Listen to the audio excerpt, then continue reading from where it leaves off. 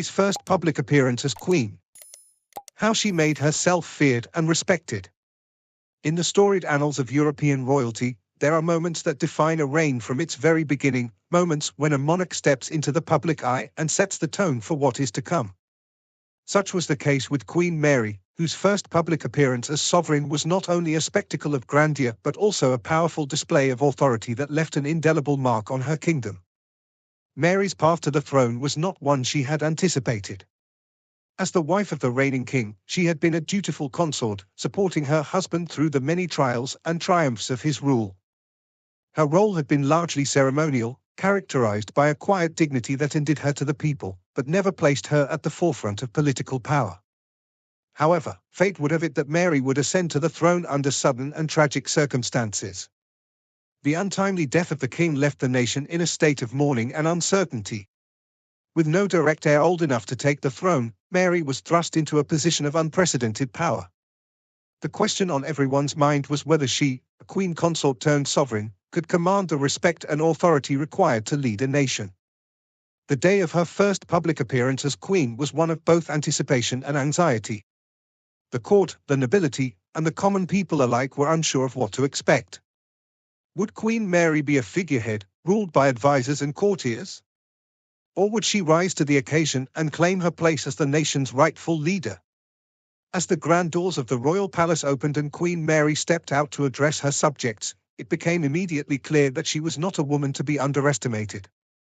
Dressed in regal attire that accentuated her stature and presence, Mary exuded an air of confidence that silenced any whispers of doubt. Her gaze was steady, her posture commanding. This was a queen who knew her power and was unafraid to wield it.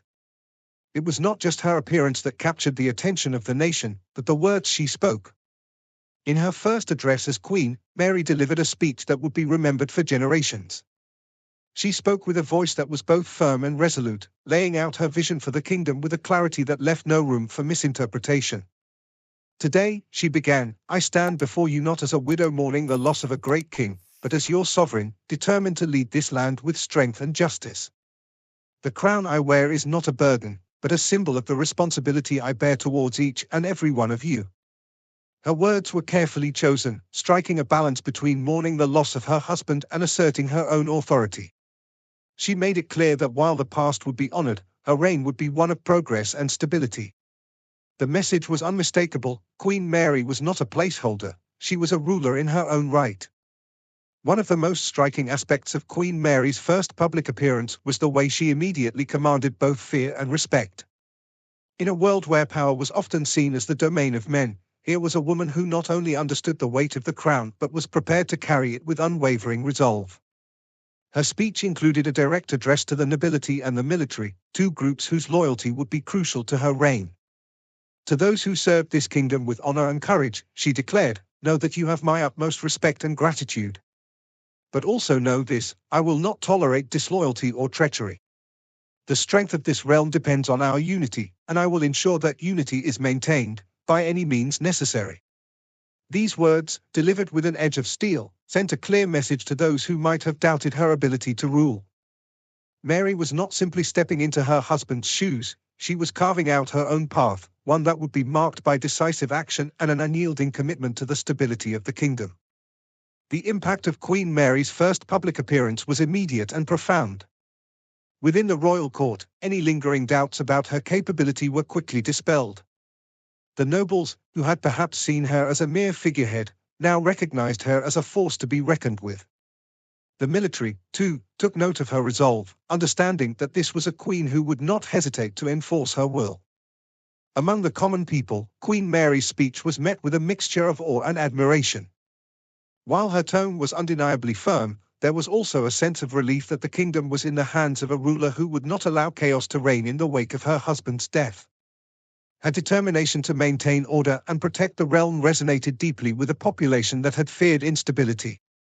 Queen Mary's first public appearance set the tone for what would become a reign characterized by strength, justice, and an unwavering commitment to her people. She ruled with a blend of compassion and authority, understanding that true power came not just from fear, but from the respect she commanded. Over the years, Mary would prove time and again that she was more than capable of leading her nation through both prosperity and adversity. Her decisions, often bold and sometimes controversial, were always guided by a deep sense of duty to her people and her kingdom.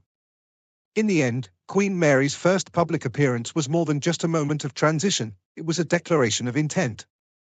From the very beginning, she made it clear that her reign would not be one of passive observation, but of active leadership. By commanding fear and respect from the outset, she ensured that her rule would be one of stability and strength, a legacy that would endure long after her time on the throne. For Queen Mary, the crown was not just an inheritance, it was a calling.